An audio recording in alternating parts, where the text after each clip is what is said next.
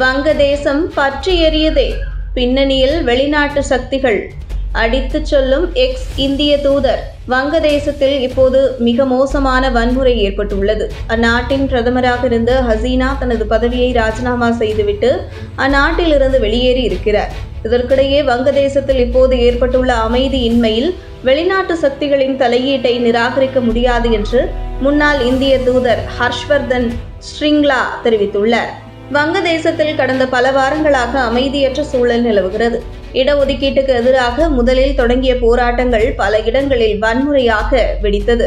அந்நாட்டின் பிரதமர் ஹசீனா ராஜினாமா செய்ய வேண்டும் என்பதை வலியுறுத்தி போராட்டங்கள் தொடர்ந்தன. அங்கே நிலைமை கையை மீறி சென்ற நிலையில் ஹசீனா தனது பிரதமர் பதவியை ராஜினாமா செய்துவிட்டு நாட்டை விட்டு வெளியேறினார்.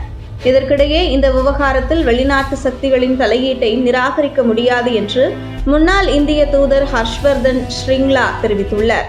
இது தொடர்பாக ஆங்கில ஊடகமான இந்தியா டுடேவுக்கு பேட்டியளித்த அவர், வங்கதேசத்தின் நலனுக்கும் இந்தியாவின் பாதுகாப்பிற்கும் எதிராக இருக்கும் இந்த செயலில் வெளிநாட்டு சக்திகளின் தலையீடு இல்லை என்று நம்மால் நிராகரிக்க முடியாது.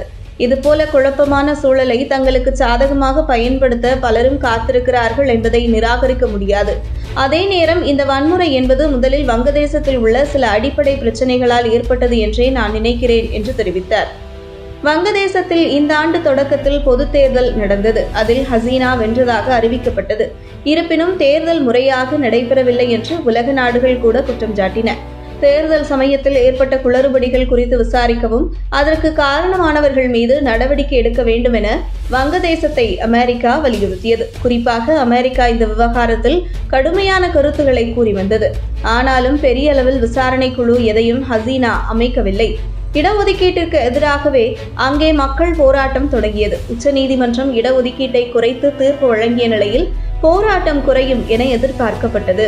இருப்பினும் போராட்டத்தில் உயிரிழந்தோருக்கு நியாயம் கிடைக்க வேண்டும் என்றும் ஹசீனா பதவி விலக வேண்டும் என்றும் சொல்லி போராட்டம் தொடர்ந்தது. இதன் காரணமாகவே ஷேக் ஹசீனா பிரதமர் பதவியை ராஜினாமா செய்துவிட்டு தனது சகோதரி ஷேக் ரெஹானாவுடன் வங்கதேசத்திலிருந்து வெளியேறினார். வங்கதேசத்தில் இப்போது நிலைமை ரொம்பவே மோசமாக உள்ளது. அங்கே ஆயிரக்கணக்கான மக்கள் டக்காவில் உள்ள ஹசீனாவின் அதிகாரப்பூர்வ இல்லத்தை முற்றுகையிட்டனர். மேலும் அவரது தந்தை ஷேக் முஜிபுர் ரஹ்மானின் சிலையையும் சேதப்படுத்தினர். இதற்கிடையில் வங்கதேசத்தில் நிலவும் நெருக்கடியை கருத்தில் கொண்டு இந்தியா வங்கதேச எல்லை உஷார்படுத்தப்பட்டுள்ளது. வங்கதேச எல்லை பகுதிக்கு செல்லும் பயணிகள் மற்றும் சரக்கு ரயில்கள் நிறுத்தப்பட்டுள்ளன.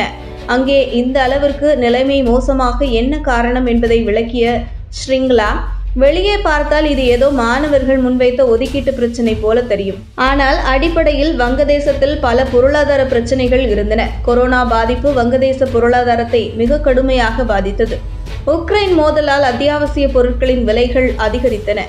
இந்த பொருளாதார பிரச்சனைகளை மக்கள் கொந்தளிக்க முக்கிய காரணம். அங்கே எதிர்க்கட்சிகள் சந்தர்ப்பவாதிகளாக மாறி இதை பயன்படுத்தி கொண்டன. அவர்கள் போராட்டத்தில் இணைந்து வன்முறையில் ஈடுபட்டுள்ளனர் என்றார்.